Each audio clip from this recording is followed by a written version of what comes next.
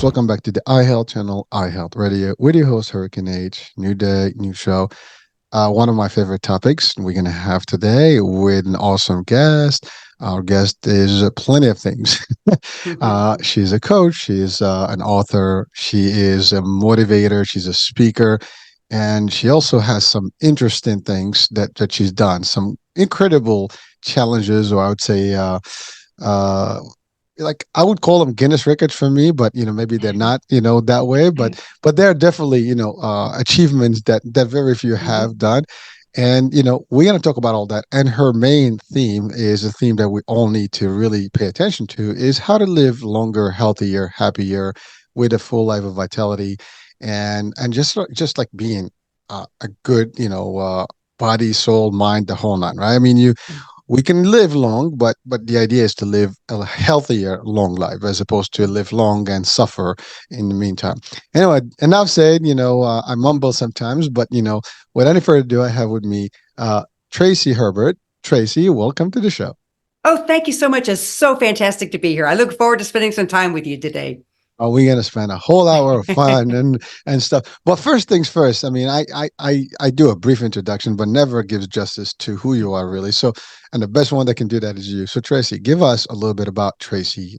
What got you into the work you do today, and because it's phenomenal stuff. And I know you and I got a brief intro before the show, and you thrive in this. This is something you enjoy. Is you want to help people be better, and frankly, that's exactly what we want. We want just as many people to get this vibe from you and advice and insights. Hopefully, they can apply that in real life and get a better life. So, Tracy, your story. I was 17 years old, lying in a hospital bed in ICU, fighting for my life. I was hearing the beeps of all these crazy machines and everything, IV stuck in my arms. And the doctor walks in, he puts his hands on his hips. And he says, young lady, you're going to be dead in 20 years. You're going to die with horrible complications. You're going to go blind. You'll have your legs amputated. You'll be on kidney dialysis for the rest of your life. And then you're going to never be able to have any children. And as he's turning around and walking out of the ICU room, he said, oh, and by the way, you're going to have to take several shots a day for the rest of your life because there isn't a cure. You've got juvenile diabetes. And he left. And 17, I'm laying there going, what? What did he just say? I never knew anybody with diabetes, didn't know anything about it. And I just kept saying, I'm going to die in 20 years. I'm just a kid. I don't want to die in 20 years. I had my whole life mapped out in front of me. And then I started through the 2.5 weeks in the hospital. Everybody kept telling me the same thing. You're going to die in 20 years. You're going to die with horrible complications, and life isn't worth living. And I'm sitting there going, wait a minute. So when I got out of the hospital, I'm trying to live a normal teenage life, learning to give myself shots and trying to figure this all out. And I was getting ready to go to a movie with all my friends. And my mom reminded me when I was running out the door, Tracy, remember, you can't eat anything. Now, she didn't say it because we didn't have the money, or she didn't say it because she was mean. She just was helping me learn the discipline with living with diabetes. Because back then, the meal plans were totally different than they are today. So just like you did with your friends, you walk into a movie theater and instantly you smell the popcorn. And, all my friends were getting the popcorn, the candy, the soft drinks. And when it was my turn, I asked the concession stand clerk for just a small cup so I could get a cup of water out of the drinking fountain. And she looked at me like I was from outer space. And I said, no, I'll be glad to pay for this. And this was way before diet soft drinks, way before bottled water. And she said, no.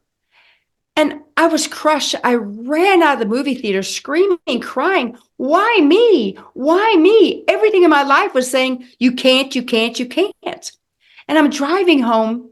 I got in bed and I'm sobbing, a 17-year-old kid, realizing life is over. And I said, Tracy, you've got two choices. You can be better or you can be bitter. What are you going to choose? That moment, my life changed. And I said, I'm going to be better.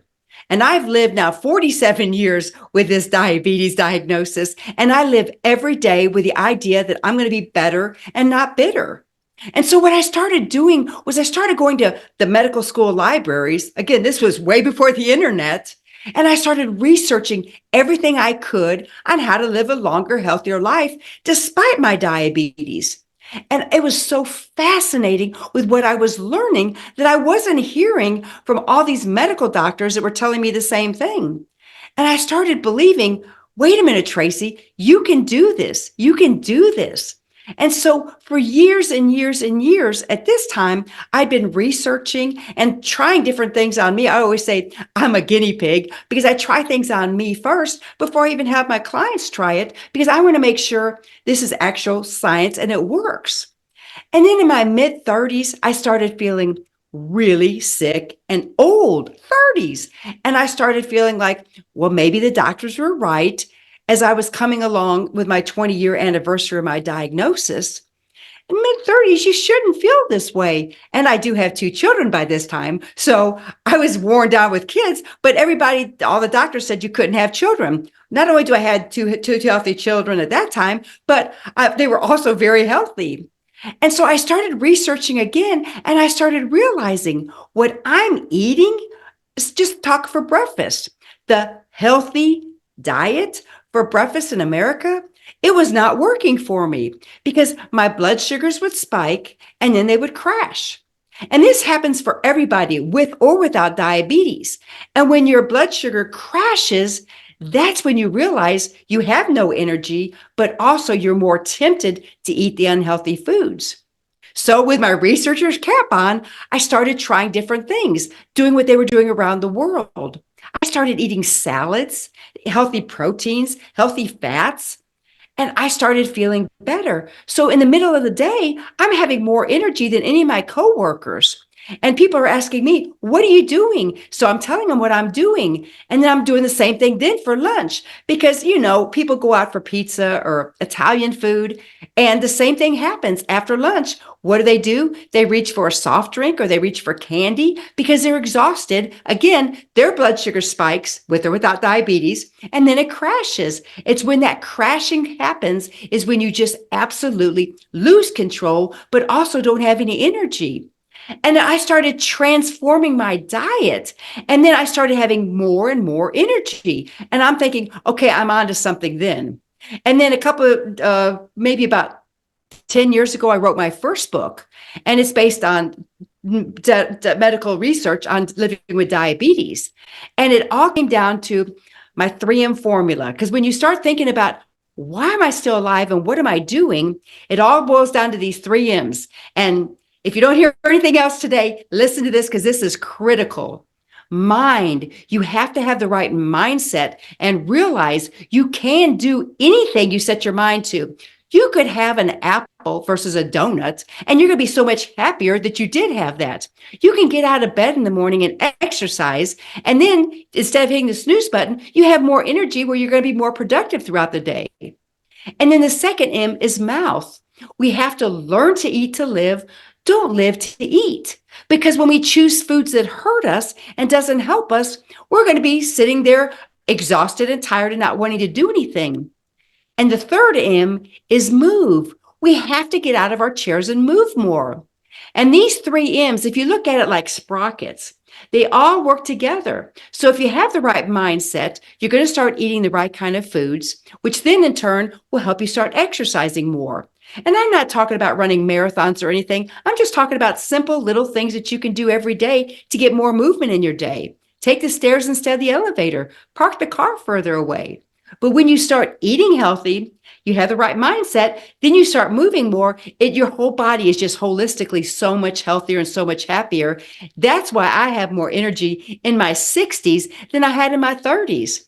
And it's amazing when I meet these young people, or I have 6 grandkids, and they're always like, how are you doing this? And our kids are like, can't keep up with us because they're not following what we do at our house. And what we do is we eat to live, don't live to eat. And we move more. We do something every day. And I've been exercising some form or fashion for almost 47 years, every single day, because I need that to live with my diabetes. And my blood sugars are in not perfect, but really well controlled because nothing is perfect in this life. Perfection doesn't work. obviously. Exist. But when I spoke, when I speak to especially doctors, and I spoke at Harvard a few years ago, and I got off the stage, and the doctors were asking me, "How are you still alive, and what are you doing?"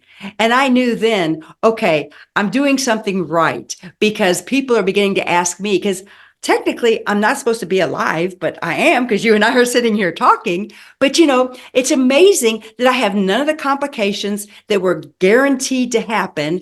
I have healthy children and I'm just living life to the fullest. And I have more passion, more energy today. And as I look forward to my 70s, I'm like, what am I going to do then? Because I'm just going to continue to have more energy. Am I as fast as I was in my 40s at running or riding my bicycle? Of course not. But I still get out there and compete against all the youngins all the time. Woo. Tracy. First of all, I just want to salute you for I guess not not challenging, but proving, that we can't just tell people that you're gonna die. I mean, yes, the science can say one thing, but it's really Mhm, up to the human to do what's mhm, necessary to do that. And your story, I think it's more than a message of hope to everyone watching and listening right now. And diabetes or otherwise, as a matter of fact, mhm, I mhm, mean, ultimately, first of all, diabetes and I are close, and I don't have diabetes personally, but I can have it because of genetics, because my mom mhm, is diabetic, and I have been with my mom living with diabetes for the last 30 plus years, and it's difficult to manage, mhm. and you have Very to do a difficult. lot of things. Now, of course, if you don't watch your food and if you don't exercise, things get a little Mhm, bit worse. But mhm, your story started, early on, and mhm, my mom got it when she was older. But in your case, you're young. I mean, you said it. I'm 17. The world is mhm, mine, and mhm, it's like you get this news that is destructive. Like it's like the doomsday message. mhm, You're mhm, doomed. You're out. That's it. You have no future. And to be honest with you, like we hear about what is it, bedside manners. I mhm, mean, I am not a big fan of when doctor tells you the worst, right? It is a practice that is in the West more than in some other parts of mhm. the world. Yes. In other parts of the world, they kind of break it down to you like, well, we need you to do more and stuff, but they Mhm. don't tell you like, listen, you have 3 months and you're out. I, Yes. I mean, if that was intended for us to know that we're gonna have 3 months or 7 months and 8 months, we would have already known when our expiration date will be, and that's it, right? Mhm, mhm, That give us a privilege of not knowing uh, that way, right? So we don't have to, because it's like the what is it called? The anticipation of that is worse than that itself, right? You can't, mhm, unfortunately, it is practice that is very common, and not everybody takes it the same way. Now, somebody else could have made, literally a decision to end their life, and that was it. I mm. mean, that could just be Right. that, right? Right. And for our people watching and listening, this is exactly a good way to look at it. No matter what you hear, there's Mhm, always second opinion, third opinion, and or mhm, do whatever it's necessary to mhm, thrive and survive, right? And mhm, and make it work, triumph, as your book states, right? you know, mhm, and it's far, it's very possible. I mean, I've heard these stories before, but we have you right in front of us sharing this, and I know you've shared this over and over in national television and different mhm, places, and you're the mhm, writer. You did all these things, and, mhm, and you just spoke at Harvard, and mhm. that's big, stuff, and when the doctors are questioning you, that's a big deal. But what Exactly. you've done is what anyone can be doing, Exactly. whereby you picked up some good practices for life. And Mhm. those practices, by the way, to your point, diabetes or not, we should all have them. We should eat Exactly. healthier. We should not, like you said, we need to eat to live, not live to eat, because Mhm. unfortunately we do that. We live to eat. Most, Mhm. everybody's eating everywhere, anytime, no time. That just Mm. chewing on stuff. You're watching a Mhm. movie, you're crunching, you're binge eating Mhm. left and right. We go everywhere, snacks, snacks, snacks, and none of the stuff is healthy to start with. I mean, you No. look at the ingredients. I mean, we had the discussion a couple of days ago where I am today more than ever looking at every single what do you call those ingredients in these Mhm. products out there. Mhm. You're lost in the list of ingredients. You're not sure what you have in, and you can't even find really healthy food these days. It's very difficult. So the Mhm. balance of that is difficult. There are sacrifices. You had to make all the necessary changes in your lifestyle, right? Mhm. You mentioned the three M's, and of Mhm. course, that's the first thing, mindset. Mhm. And that actually applies to everything, folks. You want Mm-hmm. to live a healthier, happier life overall, your Mm-hmm. mindset has to shift to think everything positive. The Exactly. minute the minute you have negativity, it's not gonna support everything positive in your life, Mm-hmm. and therefore everything else can fall. Whether it's your business, your health, your relationship, all that stuff goes downhill when your mindset is in the wrong side.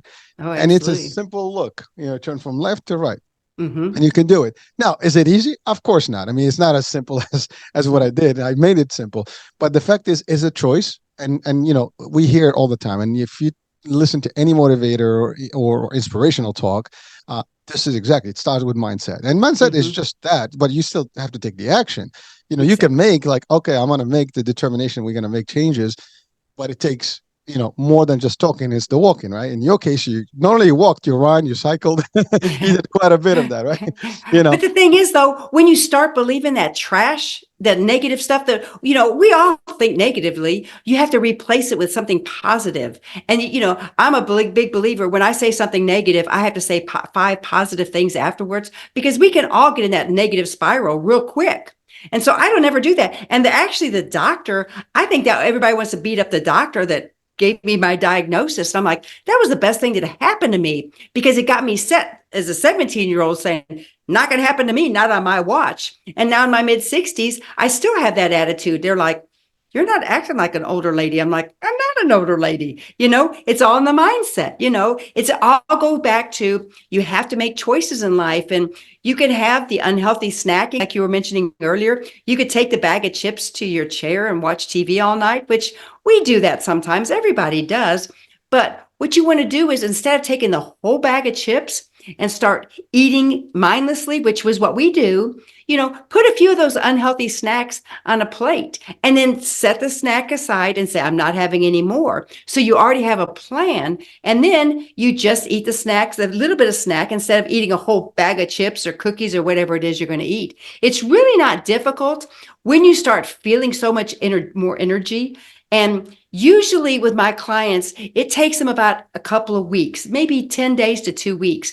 And then they're feeling horrible because they're giving up all that processed food. They're giving up the sugars and stuff like that. But then once they make that transition, then they're like, man, I have so much more energy. I feel so much better. Bam, that's where you want to be. And that's why it's so much easier. It's a challenge to prepare, but you have to be prepared in order not to fail. And it's the same thing, a lot of people in their 30s right now are horribly, horribly unhealthy. And I would love to share. Can I share a story with you about a lady I met on my bike ride? Please, of Okay. course, we So, want to hear those. okay. So to make it clear to everybody, so to celebrate, and I use quotes, celebrate my 40th anniversary of my type 1 diagnosis of diabetes. I do something every decade to celebrate because I choose to be better, not bitter. I decide to ride my bicycle from the Golden Gate Bridge in San Francisco, and then I finish at the Brooklyn Bridge in New York City, and then on the Dr. Oz show. And about the second day on my ride, I was waiting for the light to turn green in Sacramento. And I just had that gut feeling. I kind of happened to look at a lady who was sitting at the bus stop and she said, must be nice to be able to ride your bike across a city. And I said, well, actually, I'm going to New York City. But I got off the bike and I started talking to her. And she was the sweetest lady in her early 30s, morbidly obese. She had the prettiest smile of anybody I've ever seen. And she was telling me she was so embarrassed because she was waiting for her brother to come around the corner from their house to pick her up because she couldn't even walk a couple of houses away from the bus stop to go home. And she was so sad and so depressed. And so the health coach in me came out and I started talking to her. And I said, could you go next door and walk to your next door neighbor's house? I can't. Everything I said, she said, I can't. And I said, could you walk to the end of your driveway? And just for a split second, she said, I think I can. And that's all it took. And I said, okay, walk to your driveway and rest and walk back. The next day, do it again, eventually go further and further, walk maybe twice. And then when you're good at that, walk next door and then walk the further, the next house down, the next house down, and then walk to the end of the street and then walk around the block. I mean, it's just simple things that we all know, but she had no confidence or no hope. And as I was riding into New York City, I got a text message from this sweet young lady. And she said, I have to tell you, I just signed up for my first 5K walk. And y'all, that's 3.1 miles. The same lady who couldn't even walk two houses down to get home, had to wait for her brother. She had just signed up for her first 5K. And she said, Tracy, I didn't even think about losing weight. She said, the weight is coming off of me, and I'm really not making any changes, except I walk every day and I walk all the time. And that's what I tell people is start small. It doesn't have to be a bike ride across the United States. It doesn't have to be a marathon. It doesn't have to even be a 5K walk. But walk into your driveway, find something you can do. It may just be getting up and down off your chair a few times without using your hands. Find things that challenges you, but not too much because you want to have success. And that sweet lady, her life has changed. She always says, my life changed because I met you. And I'm like, no, my life changed because I met you, because you're actually doing it. And her life exemplifies her family is now healthy. I mean, her neighbors are healthy. I mean, the ripple effect, not just a sweet young lady, but the whole entire community of hers is now getting healthy. And that's what it's about. I mean, it's just simple things like that. Find things you enjoy and do them. Because if you enjoy it, you're going to do it over and over again. Just like food. I mean, there's some food that's healthy that I can't stand. I don't eat it. If I don't like it, I'm not going to eat it. There's some exercise I can't stand. I don't do it because that doesn't work for me. So find activities you enjoy, find the right kinds of foods, and you're going to be shocked how much more energy you have, how much further you can go in just a few short weeks. It's not rocket science, but we try to make it because we tell ourselves, I can't. Just like that sweet lady, I can't do it. I can't do it. No, you can do it. Start today and just do one little thing. Just walk to your driveway. And I mean, that was one of the highlights of my ride. I mean, I had highlights like that throughout the whole entire trip, but that's a great example of how somebody who was stuck in their stinking thinking transformed from I can't to I can, and now is thriving like no other person I know. Well, Tracy, I have to say, I mean, anyone watching you or listen, I mean, I'm just like, holding my hands here and watching you. I mean, talking about energy, Hmm. it just oozes through that. I mean, through my screen, literally, it's coming up, and you can hear it, folks. If you're watching and listening right now, you can see that energy, and it is not. It is first of all passion. I think you have Hmm. passion Yes, for what you do, yes, yes. and so that kind of really just projects on its own. But really, you have energy physically, and that's because of your practical habits that you've Hmm. established over 40 plus years. And Hmm. and that's you can't take that lightly, folks. I mean, and I love the example that you've given of this particular young person who had this weight problem that Hmm. took one conversation, and a spark took place, and the rest is history. And Hmm. actually, we all are capable of that. And Hmm. you hit on a big concept of people stuck with the impossible. I can't do this. It's Hmm. it's difficult, and yet you can just switch it in. I can, and I love what you said. It takes one step. Hmm. Start with the Hmm. first step. Everything. Hmm. A marathon starts with one step. A sprint Hmm. starts with one step. Business starts with one step. One step, 1 degree. These are the things that can make a difference. One step at a time. And then in some, you said it. I mean, you don't have to go to these major events and do big stuff. I mean, you can Hmm. literally stand, in front of a TV and just keep, Hmm. walking on the same Hmm. spot. I mean, like in place. You can Hmm. jog in place. You can, jump in place. You can do all kind of these movements. And by the way, you don't have to to go crazy and Right. do hit training, and you can Hmm. build to that stamina and to that Hmm. cardio business, and it will you will work for you. And again, it's all about that mindset concept, the change. And I love the your philosophy. Do not be bitter, be better. Hmm. And I, Hmm. and I think all of us, we need to hear these things. I mean, listen, I hear you. This actually amplifies my own person, right? Because I hear this stuff, it keeps me pumped. I want to be just like that. Because the more you hear positive, the more you're gonna lean towards positive. The more you hear Exactly. negative, so you gotta cut off anything negative that's coming. It's like you gotta turn down and tune off or turn off the actual feed from that frequency that is completely Hmm. bad, and just keep that dish receiving the good stuff. And this is Oh the good yeah. stuff. And better is better than bitter. I mean, Hmm. better. better is better than bitter. Okay, that came out. Yeah, I don't know where, but it's funny, but it's fact, right? You want to Mm-hmm. be better, and Mm-hmm. and and what's the point of being bitter about life? I mean, Yeah. it's negative. It's gonna keep, like, and by the way, we're talking psychology 101. The more you Mm-hmm. say bad things, the Mm-hmm. more your mind's gonna, like, make those things real, and that's who you become. And Mm-hmm. it's not me saying it. This is stuff. I mean, I've had so many shows about these discussions, about, with some experts about these and psychiatry, and Mm-hmm. it's really the same thing. It's really, your mind is the most powerful tool that we have, and it does absorb whatever you hear and see. And if you feed it the right ingredients, it's just gonna, like, flourish. If you feed it Mm-hmm. the wrong, it's just gonna, like, collapse. What you're doing right now is really giving our audiences in the world, and you've been doing this for years and years and years, decades. First of all, you've proven a lot of people that they have Mm-hmm. to think twice about these things, and they should, maybe, I have to say, if that doctor is still alive, and they should just tell you, they should have told you, like, right now, they say, you know what, next time they meet someone's like, listen, you have this, but you can make a difference. See, I think Yes. that's the plus. And if Mm-hmm. there's a doctor watching, I love my doctors, this Mm-hmm. could be a very easy, way of saying it. Like, listen, you have doomsday message here, but there Mm-hmm. is a light at the end of the tunnel. You can make a difference. We have real examples that can make a difference.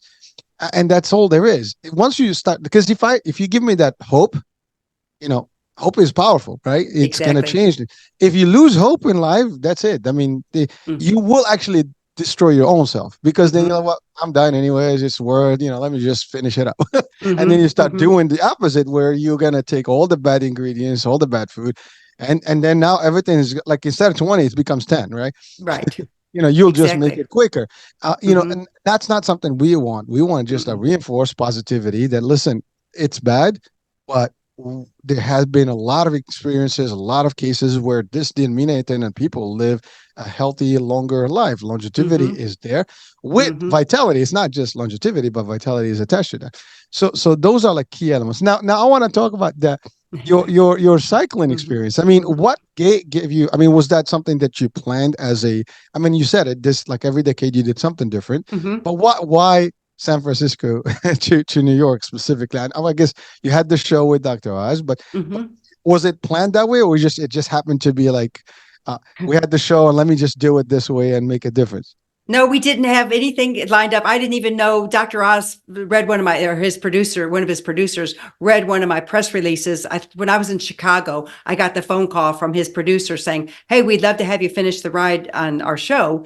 Wow. Could you make these days?" But we had no plans at all, except I knew I wanted to go from coast to coast because anything else is kind of wimpy, I guess. I don't know. I thought, if this old lady, and I'm not old, I don't consider myself old, but that's what I told a lot of these kids that I spoke to at the hospitals and of community centers and schools and things like that. I would always say, if this old lady can do it, what's keeping you from doing it? And so I started at the Golden Gate Bridge. Actually, my daughter's the one that recommended it. She said, go bridge to bridge. Everybody knows the Golden Gate Bridge. Everybody knows the Brooklyn Bridge. You don't have to explain anything. And so that's where I went from there. I just knew I was going to leave California, the Pacific Ocean, and arrive somewhere in the Atlantic Ocean in New York, but had no plans. But, it goes back to when I left the Golden Gate Bridge. If I would have sat there and said, I have 3,527 miles until I reach the Brooklyn Bridge, I would have been overwhelmed. But instead, every day I told myself, I'm going for a bike ride, just like we did as kids. And it became every day I would get inch and inch and inch closer to New York City. And a mom who, her daughter at the time was 6 years old, had been living with diabetes, the same kind I have, type 1 diabetes, for 4 years. So she was diagnosed at 2 years old, and she had already given up hope on life. And the mom was saying, we're so excited to watch your journey across the country because it's giving my daughter hope.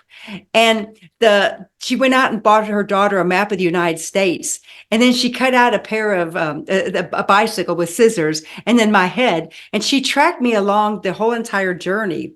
And so every day I thought, she's on my team. You have to have the right support. You have to be doing things for a reason. That's why I always tell people, hey, get out and find somebody to walk with. Don't walk by yourself all the time because you need somebody to make that accountable. So when it was tough, climbing over the Sierra Mountains or something like that, I knew this little girl was on my team and I knew I had to keep going. So it's the same thing in life. Don't expect to ride 3,527 miles or even 5 miles on your bicycle, but break it down and say, you know what? I could ride around the block this week. And then maybe next week, 2 blocks. The same exact thing, like we mentioned earlier. One step equals huge results. You just have to go every day, but don't lose hope and keep focused on why you're wanting to reach your goals. Now, I can't tell you what goals to reach. I can't tell you do this for, or even your doctor shouldn't say, you got to lose weight because blank.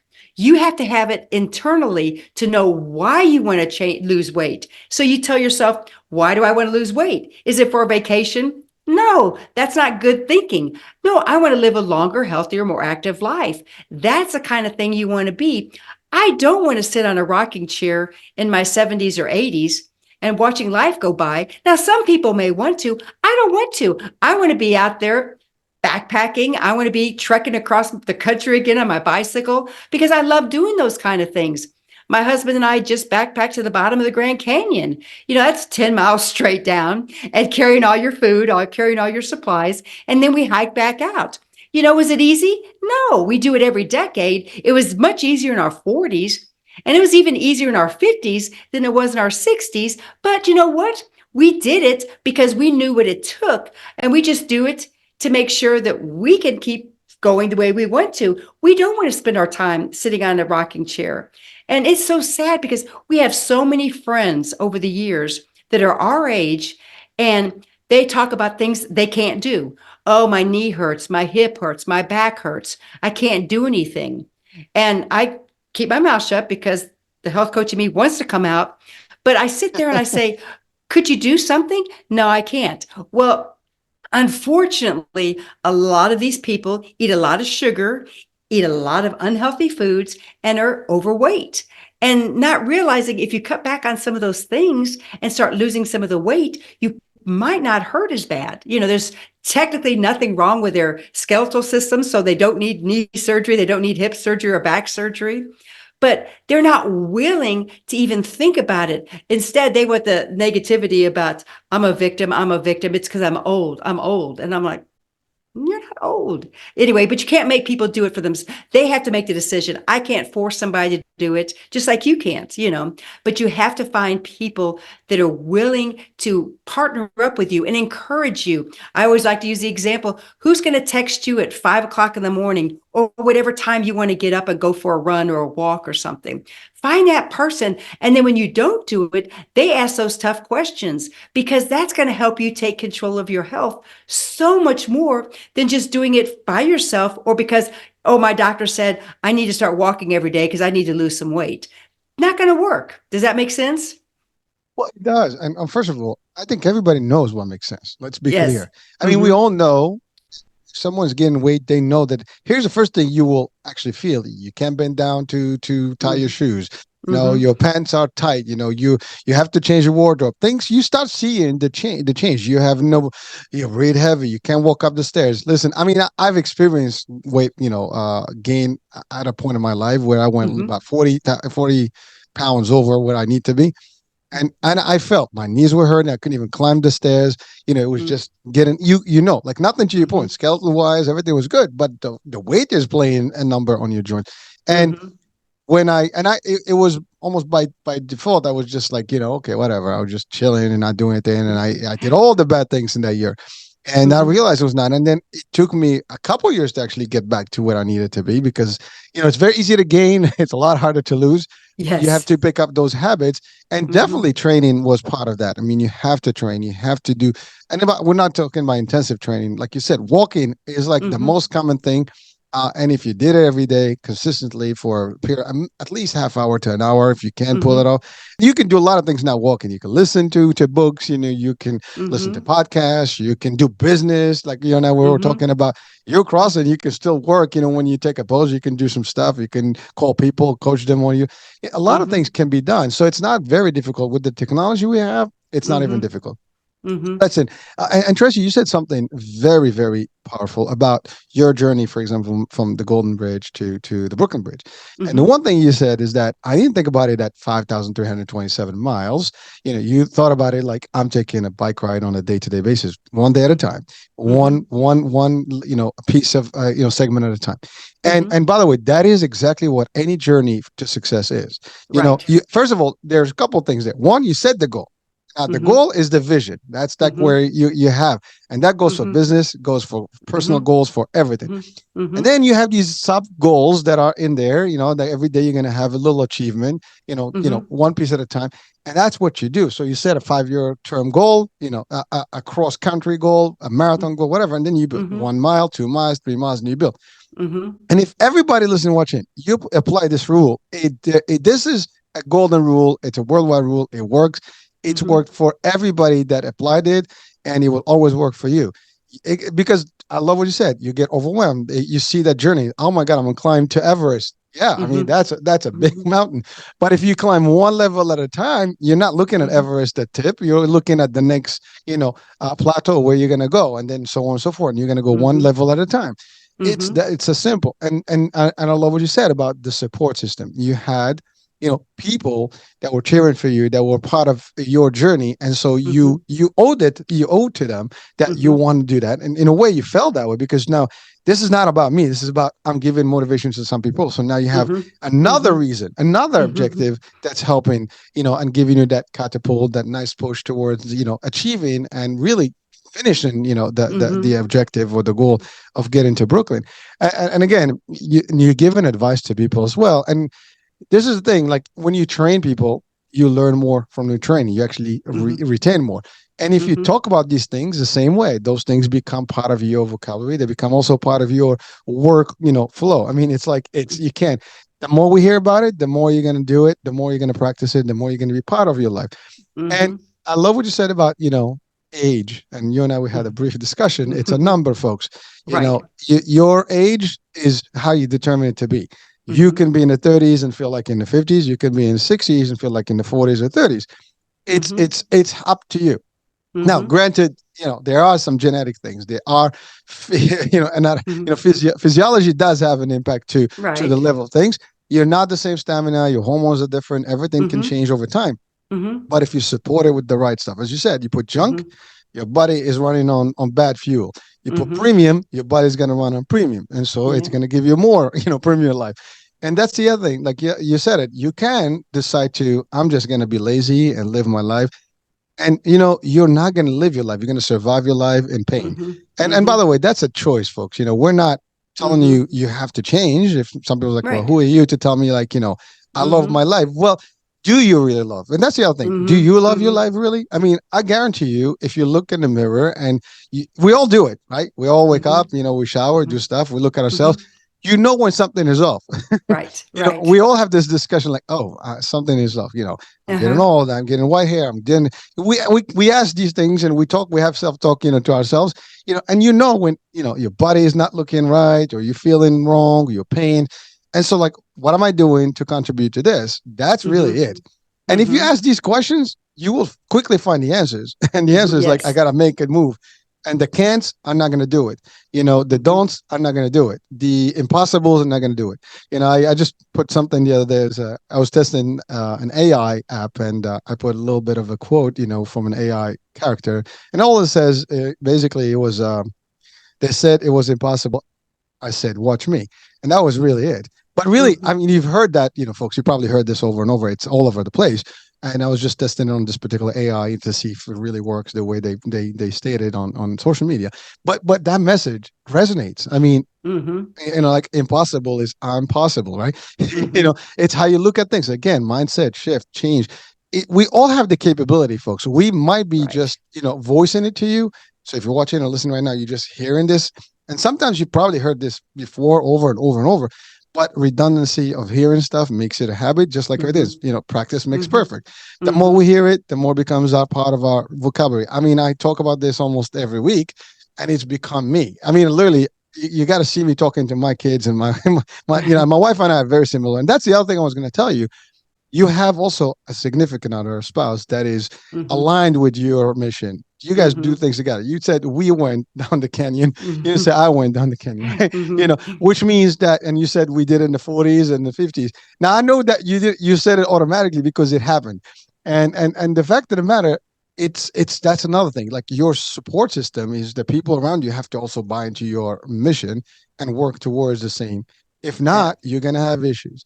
So I'm gonna pose absolutely. it. I'm gonna pose there. So, But what's interesting though is my husband, and he's given me permission to share this, is he has lived with me for a long time, and he knew what I believed. He knew he could hear me coach sometimes some of my people, and he would not believe it. He'd be like, nope, nope, nope, nope, nope.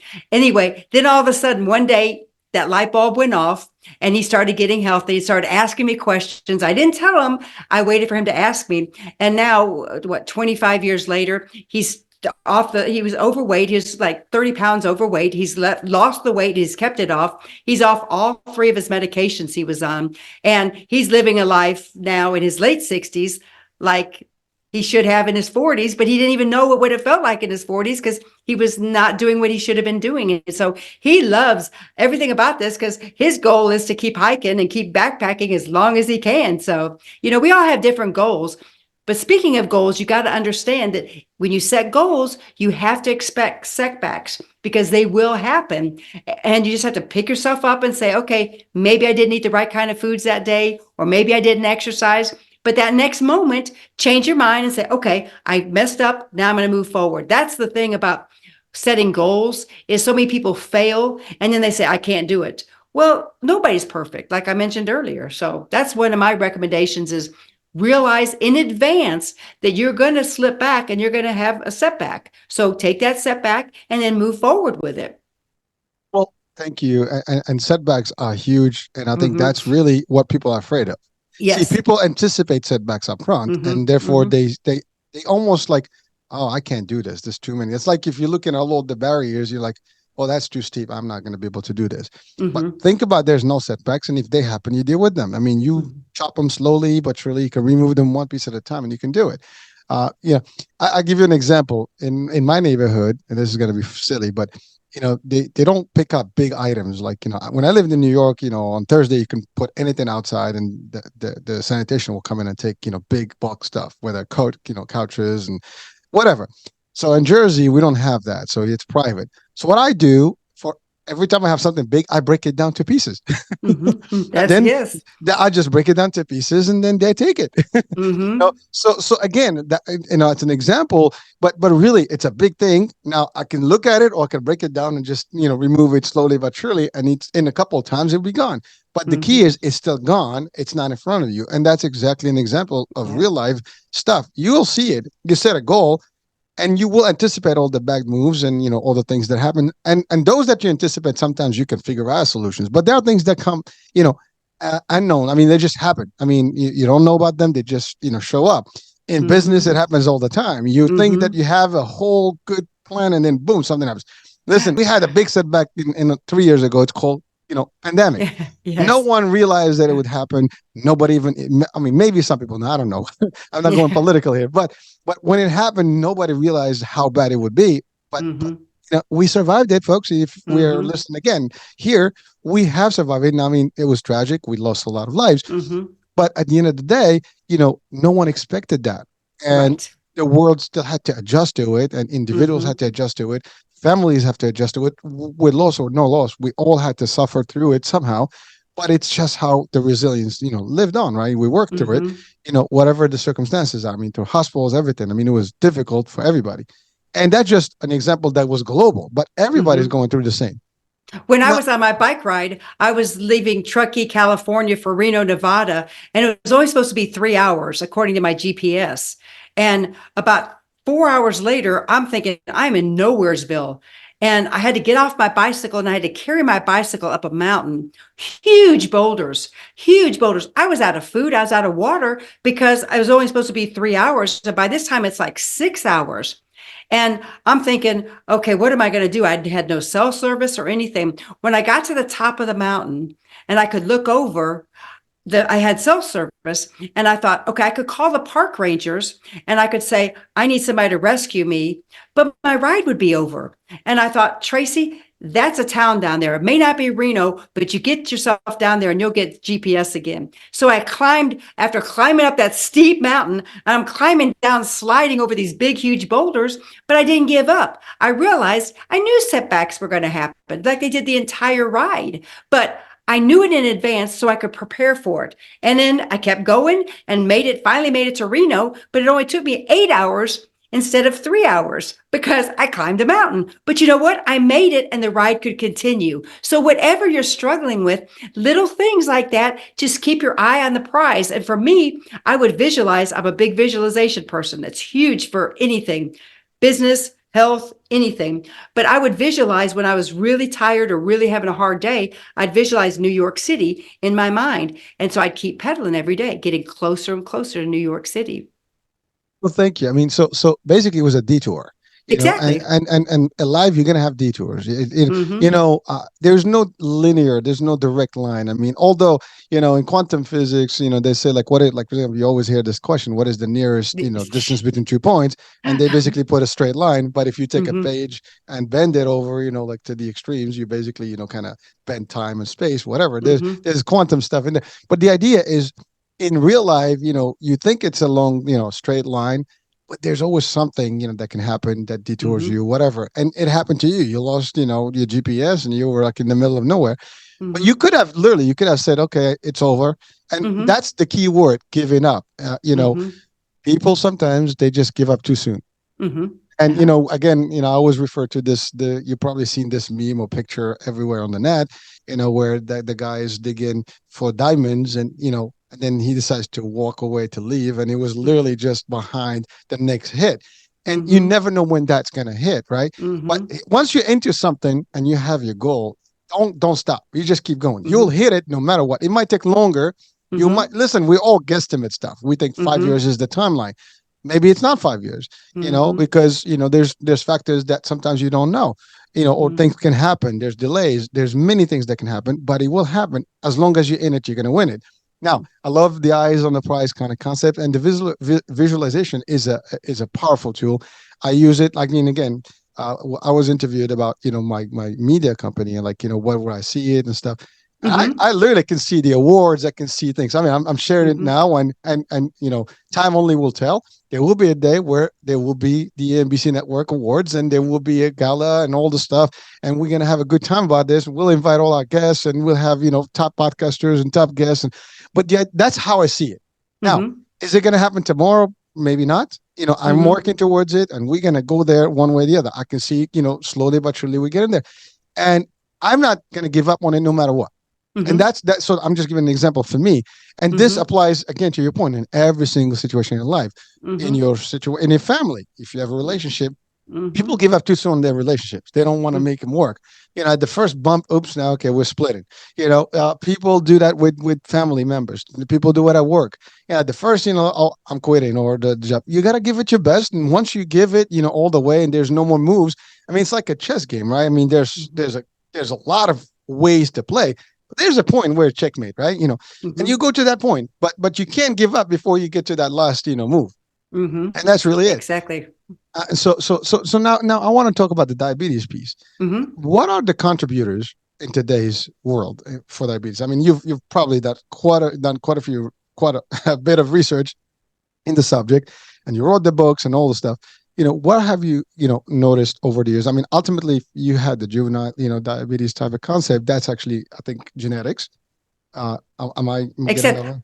no, you're right. Typically, I didn't have anybody in my family that has ever had it. So I Oh, got the flu and the flu attacked my pancreas. Long, long story. But anyway, yeah, nobody in my family has had it.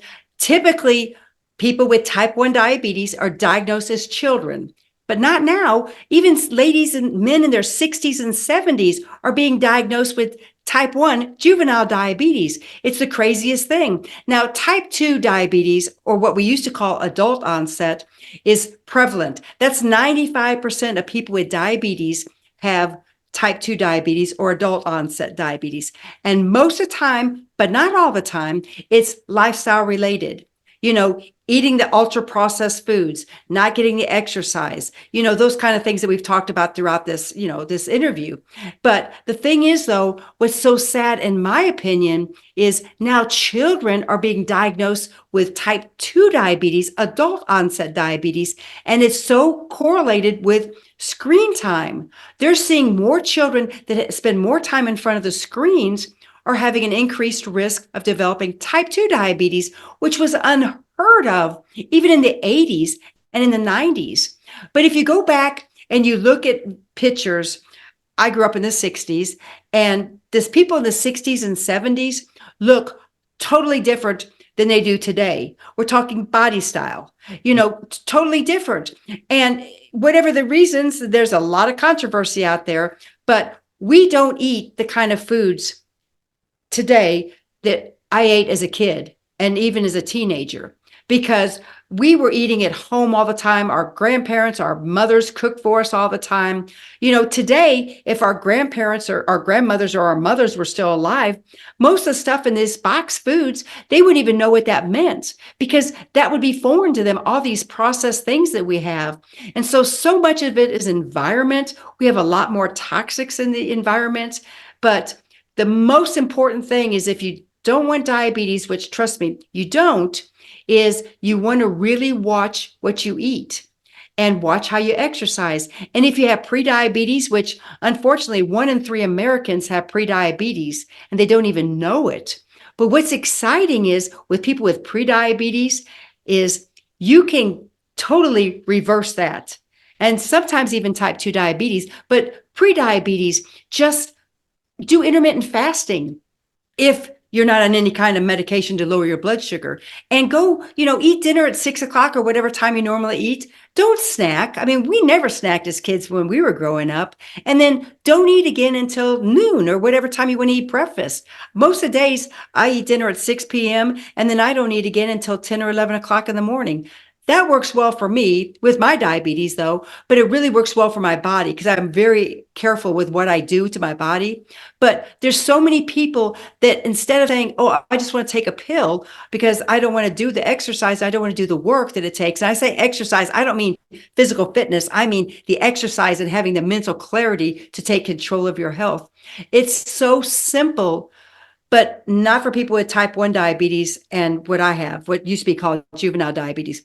That's just hit or miss. Yeah, you can maybe prolong it a little bit by eating healthy, but not really. 99.9999% of the people with type 1 diabetes get it instantly, and they're in the ICU just like I was, and their life has changed instantly. And without insulin, I die. I mean, everywhere I go, my bike ride across the country, backpacking, I carry insulin with me so I can take insulin every day throughout the day, because again, without it, I die. People with type 2 diabetes, most of the time, they don't start off with insulin. They start off with maybe oral medication. Metformin, yeah. Yeah. And that's the number one thing. But the thing is, though, if they don't learn the strategies, oftentimes that'll result in then having to start taking insulin shots. And that's not fun either, let me tell you. But Oh, that's the way it is. no, but thank you. And just to give you an example, with my mom, when she was diagnosed, we got lucky. The endocrinologist, doctor that we had her Mm-hmm. on, Mm-hmm. he was a great doctor. I salute him from here.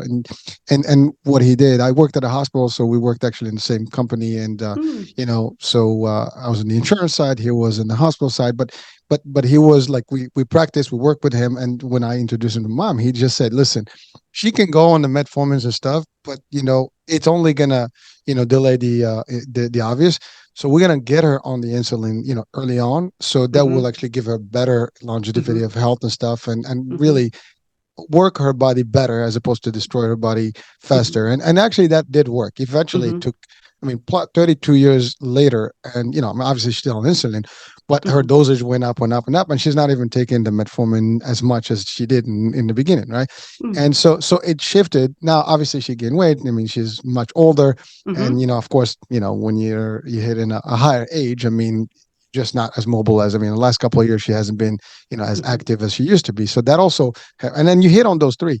You talked about nutrition, which Mm-hmm. is, by the way, you're right. In the 70s and the 60s, even in the 80s, the food was Mm-hmm. different. And you're Right. right. The stuff today is completely different from one. I mean, I have we have a dilemma, and we hear this all the time. I don't know if you hear it as well, but anyone watching and listening, now again, this show is worldwide, so this may vary by land, but in Mhm. the U.S. Mhm. specifically, in Mhm. our world, Europe is a little bit different, and maybe you Mhm. go further down, to the other side, it's probably less. But in the U.S., you'll see a lot more obesity than, for example, in Europe. But here's the thing: like we have food at home, fridge is Mhm. full, the cabinets are full, and it's Mhm. got vegetables and the meats and stuff. And my kids will open up everything. It's like there's nothing to eat. Mhm. I mean, Mhm. literally, this is like a line we hear all the time. There's Mhm. never, Dad, can you get us some more stuff? Like, what do you want? Well, we want snacks. That's what the food is. It's like, Mhm. these Mhm. chips and bags and cookies and stuff. That's what they refer to as food, Mhm. and or junk food, which would be like fast food. They Mhm. want the McDonald's, the burgers, and the fried Mhm. chicken and stuff. That's all. I mean, Mhm. like I make a joke. In about a decade or two, we're probably not going to have many menus in the restaurants other than fries, nuggets, tenders, Mhm. hot dogs and pizza. I mean, that's really and probably mac and cheese. Those are the elements of. I mean, Mhm. if you go to a Mhm. restaurant, I was in a restaurant about a week ago, and it was a nice, it was actually Turkish food, and Mhm. so there was a family in front of us. And then all of a sudden, I see the kids ordering burgers. My son ordered pasta. So we have a pasta dude, in a Turkish food restaurant, which is much richer, cuisine type of thing, Mhm. Mediterranean Mhm. stuff. Oh And then yeah. here's another table where the kids are having a burger and fries. Now every restaurant has these on the menu because they know, Mhm. the new generation is not going to do it. They don't eat Mhm. vegetables. That's the other thing. Like my son it barely eats any vegetables. He likes carrots. That's it. Fruits, forget about it. I mean, he won't even touch fruit. Mm. And so all the healthy stuff they're not into it. They're even the meats. They oh, I don't like this meat. I don't like this one. It's very different. The other thing is we had a different lifestyle. You said it. People are from their screens. I don't think so much because the screen is affecting all this EMFs and all the stuff that happens. Yeah. Right. I think it's so much the fact that they just sit. They cut Sit. potatoes Mhm. Yep. for hours and hours and hours, and everything is being ordered. They eat on the same spot. Yes. And that's all there is. As opposed Mhm. to we played outdoors Mhm. and we sweat Mhm. our butt off all day long, and you Mhm. come in from dusk to dawn or whatever, Mhm. or the Mhm. opposite. Yeah. From the Yes. daylight, to It, sunset, you go out, mhm. and really run all night, I mean all Mhm. day, and then you Mhm. come in only to shower and sleep, eat and whatever, right? And Yep. that Yep. was a different lifestyle. So I Mhm. was super skinny. I have pictures that I was completely skinny. I mean, really, Mhm. and it was just that. I mean, because you were Mhm. super active. Yep. Kids Yep. don't do that. They can't, and they gain weight quickly. And because of the nature of the food, and again, there's a lot of sugar stuff. All these things are Mhm. carbs and sugar and sodium, all the bad stuff for you, and it just adds up quickly. I mean, we're supposed to have less than a spoon of sugar, if any, a natural Mhm. versus, like, and now we eat all these sugars. I mean, you Mhm. talked about the movies, your story, like when you were, at that point and you went to the movies, everybody Mhm. is lured to the movies by popcorn smell. And then you go in, it's Mhm. like you have the Dutch, the milk Dutch, you have the Twizzlers, Mhm. you have the standard, and then you have Yep. the drinks, right? Those come handy. Now you get a big gulp of drink or icy, Mhm. whatever. That's like, Mhm. 200 calories, or actually 1,000 calories with a lot of sugar. Then you get your Mhm. Twizzlers and God knows what they're Mhm. made. And they're delicious. I have to say, I used to love them, you know, and then you have your popcorns and, Mhm. you have your nachos, and by the time you finish, you Mhm. just got yourself 3,000 calories, and Mhm. you lost none, and you had a few meals. And what do you think? You're getting 6,000 calories. That stuff is just not going anywhere. It's Right. Right. your insulin, your pancreas is going to just Mhm. be overwhelmed and do stuff. Mhm. Your liver is going to be overwhelmed and stuff. Mhm. You also talked about intermittent fasting. That's Mhm. detoxification. Your body gets Mhm. enough time to Mhm. relax, to the liver Mhm. to work. So again, these are all the different things that we're supposed to. We need to detox. We need to eat, healthy nutrition. We have to move and Mhm. have exercise. Mhm. If you did this, you should be good. Now, I love what you said about the diabetes concept. That is more than ever today because of the Mhm. lifestyles, and it's Mhm. only going to get worse. Mhm.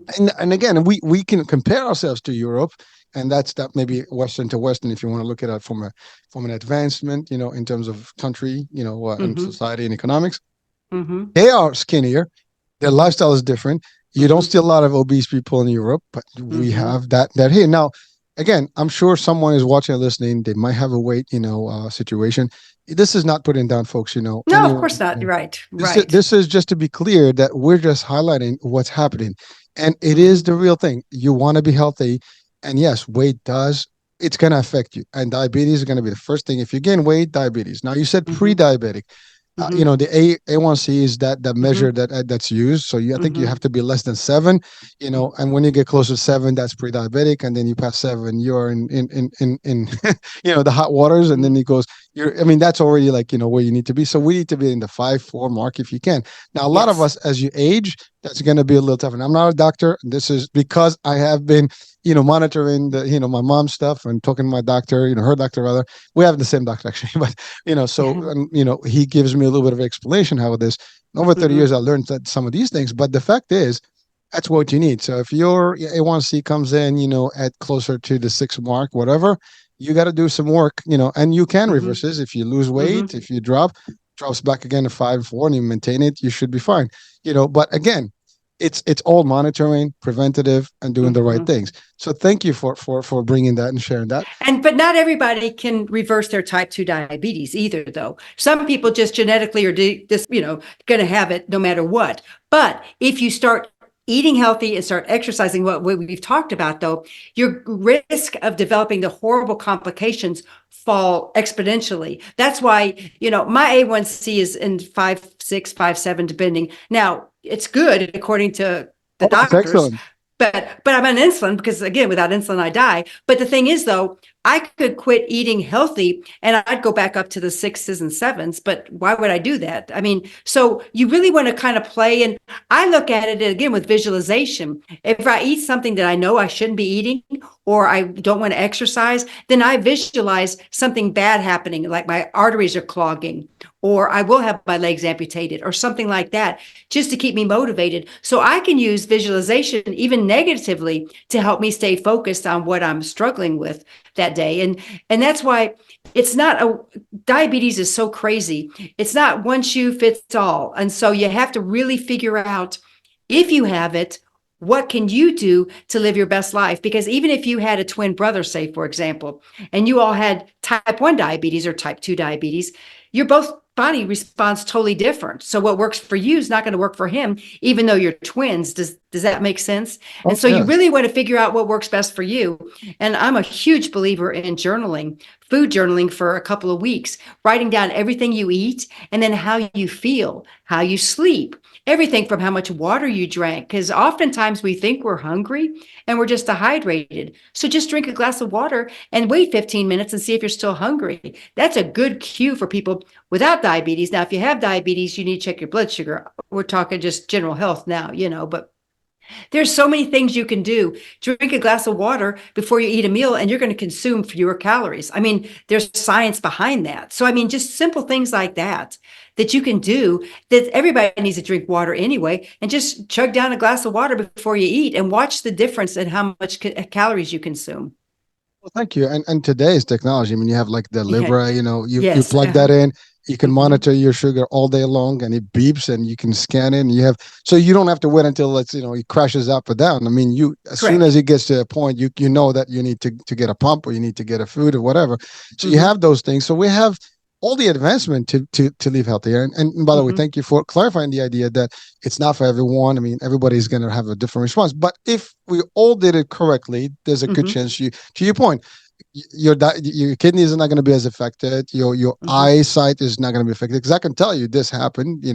At a point, my mom's sugar was up, and she started bleeding in her eye, and she started, Hmm. like, literally for a day or so, that she had, she couldn't see in one part of the eye because of the blood there. And of course, she did the Hmm. laser treatment, and then that Hmm. blood kind of disappeared.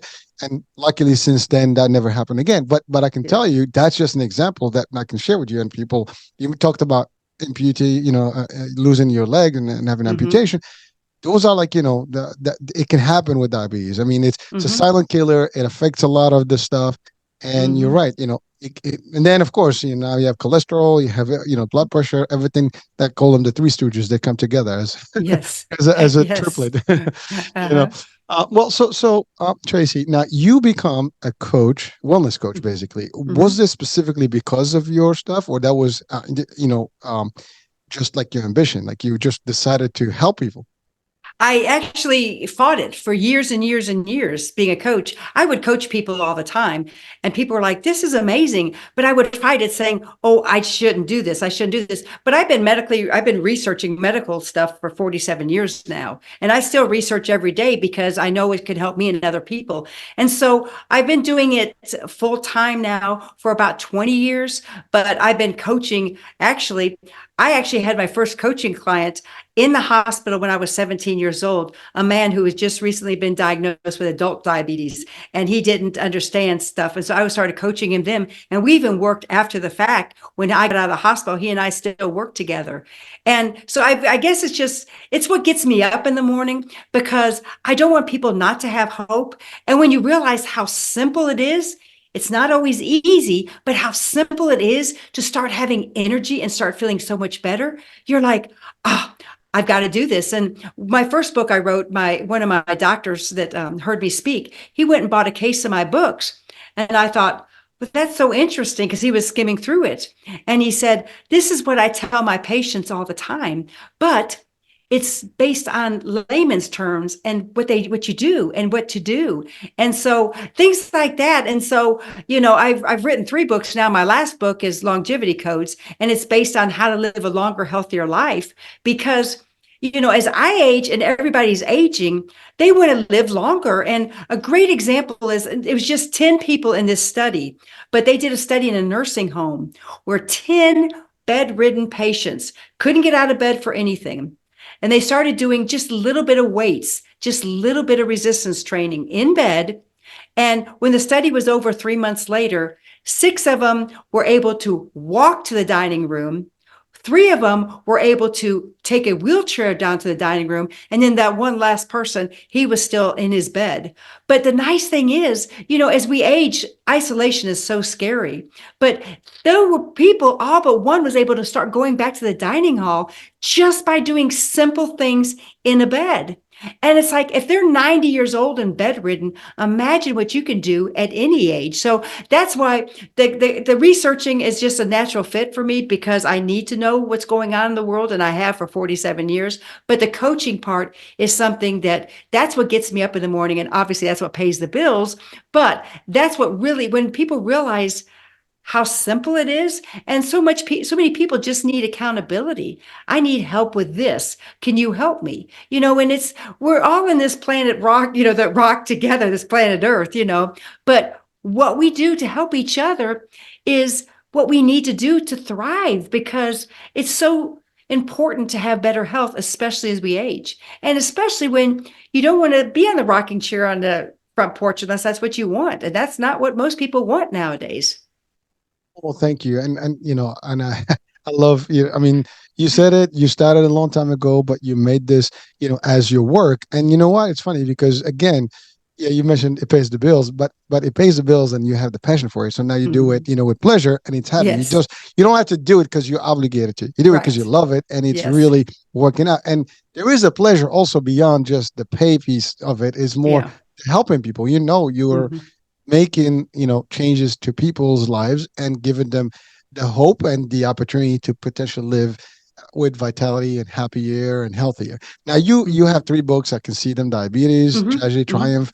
You have the Ride of Hope, and you have the Longevity Code, which you mentioned. Mhm. Now, can you talk a little bit about the like what are the longevity codes? I mean, is there like a system? Or I mean, obviously, I would recommend that people do click the link of your website so they can actually get into the books and find more. Maybe you can order them and things like that. But like, what are some of the highlights that you can share? That are there because you said the doctors were impressed about and because if it's layman terms, it's going to be easier to actually break down to people, right? Correct. And the thing is, though, for me, I don't believe in anything that's not science based. And so I even have like footnotes with the research that I use in this book, because it's so important. Because, we've all heard it. I mean, you've heard it, take this pill and you won't have diabetes, or take this pill and you'll lose 20 pounds. Those things don't work. And I call them snake oil salespeople. And I don't believe in that. So my book is based, especially the longevity codes, is based on more up-to-date information, like autophagy, which you get when you have, when you do intermittent fasting and so forth, the mitochondria and how important that is. I mean, it goes on, and a lot of that kind of stuff. Supplements, it goes into a huge amount of supplements. Without vitamin D, if you've been diagnosed with diabetes, have your doctor check your vitamin D levels, because most people with diabetes are deficient in vitamin D. Vitamin D is a cure-all for everything. It's so important. And it's not a cure-all, but it helps your whole entire body work synergistically. And so there's all sorts of things on, the perfect diet, which is a play on words, because there's no such thing as perfect diet, but, talking about the Mediterranean, keto, and stuff like that, different kinds of meal plans that you can choose, and why they work and why they don't work. So it's a lot of based on just research on what works and what doesn't work, and things to try, the importance of sleep, the importance of stress, how sugar is addictive. Sugar is more addictive than cocaine. That's when you hear about, like, when you think Sweet about it. drug. Yeah. And you think more addicted than cocaine, but it's true. So, when you start reading this and seeing these things, and then simple strategies on how to get rid of that toxic, attention to sugar, and then how reverse back out of that sugar addiction and come up with a different kind of, not addiction so much, but replace it. I'm all about replacement. Replace sugar with, the processed sugar, the donuts and stuff, with fresh fruit, especially strawberries and blueberries and blackberries. They don't spike your blood sugar very much, and they're so filling, and you're satisfied. So you don't have to deprive yourself. If you want a piece of chocolate, have a square of dark chocolate. Don't eat the milk chocolate. It's not as good for you. So that's kind of stuff that I talk about in the book. Well, well, that's great advice stuff, and frankly, you're right. You can substitute things to healthier, Mm-hmm. versions. We had a show the other day, and we talked about dates, Mm-hmm. and Mm-hmm. there, my guest is like, that tastes like it's candy, Mm-hmm. and it does. It's sweet, but it's natural, and you're right. Like vitamin D, magnesium, these are all Mm-hmm. supplements that we Mm-hmm. need, and Mm-hmm. we. I think there is a study, or it's a fact that 90% of people have a deficiency in vitamin D. Uh, Mm-hmm. we don't have enough sun, and we don't have Mm-hmm. enough of it in the food. And Mm-hmm. so, you need like 40,000 whatever units, whatever, on a week, just to pump it, and it is, you got to get the right stuff. So this stuff, of course, folks, you need to consult with a coach and maybe a nutritionist or dietitian. Mm-hmm. Mm-hmm. Definitely always check out with your doctors or your Mm-hmm. primary to make sure that, everything is aligned, because you're right. You cannot be on some sort of medication and do certain diets, because then Mm-hmm. that can Mm-hmm. be bad for you. So always consult, even when you do exercise. That's the other thing. You don't Mm-hmm. just Mm-hmm. get into some sort of Right. exercise without checking. I love what you said earlier. You're doing your bike ride, but you still have to make sure that your insulin is with you. That's your partner. Mm-hmm. you know, Mm-hmm. but it is. It's real. It's this stuff is important. Well. Listen. We've exceeded our hour, but it was just terrific stuff that we've covered, and I want to thank you, Tracy, for really coming on and sharing your story, your feedback, in terms of like how to deal with diabetes and how to really live a better life, and ultimately that's what it is. So I just want you to summarize to our audiences, maybe in one or two items, a piece of advice that you really want them to carry with them for the rest of their lives, and maybe share that torch with other people. Number one is, don't ever lose hope. No matter whatever you're struggling with, don't lose hope. Find somebody that you can talk to. If you can't find somebody to talk to, give me a call. You can't go without hope. Without hope, we have nothing. So don't ever lose hope. Find what works best for you. Get your blood work checked. They'll even check magnesium levels and things like that to see if you are deficient. If you have problems sleeping at night, that would be the first thing I would do, is check your magnesium levels. Your blood pressure starts creeping up, make sure your magnesium levels are good. There's so many things you can do that you can help yourself right now with just a simple blood test, that you can start making changes. But most importantly, don't ever lose hope. As long as we have breath, we have hope, and you can accomplish whatever you set your mind to. That's gotta make a reel. That's well, Tracy, thank you so much for joining us today and for bringing all this value. I mean, this is like the super value. I mean, here it's like we're getting the best of the best information, and some people say, well, what do you know about things? But I mean, would you? Nobody can argue with you about this because you've experienced it for a long Mhm, time, and you're showing it. I mean, you're vibrant. Your vitality is there. Your energy is there. I mhm, mean, everything that someone will probably say, like, "Oh man, I don't think that works." You're proving, that it works, and it's been working, and that's really what it is. So, um, listen, folks, after this show, you know what to do, right? And by the way, this is not about whoever's watching. You might know someone. I guarantee you mhm, that in your mhm. circle, somebody may have diabetes or be Yes. potentially at risk. And so talk to your friends, to your loved ones, and see if you see it bad. I guess practice or behavior in terms of food, and habits and things like that, there's a potential. You might want to get, a little discussion there, share with them the value, connect them, to the website, where Tracy's coaching is available, and whatever or whoever else that you feel. But the idea is that the help is there. You said it best. Hope is always Mhm. there. So there's always a way out, and you can make it happen. So that's about it, Tracy. Thank you so much for being with us Thank you. today.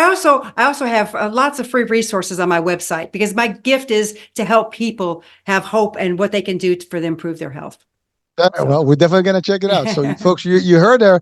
Check those free sources. If it's free, it's for me. We know that's that sentence, right? Well, check them out. You're not gonna lose anything. And your services are available worldwide, or mhm, I mean, yes, because yes, it's all through the yep, yes hmm Zooms and hmm All right, yep. so no excuse, folks. Doesn't matter where you are. You can get the help and you can get the guidance. All hmm right. Well, there you have it. So we're coming to the end of the show today. I hope you enjoyed this discussion and you've learned a few things. And definitely there's a resource here as always.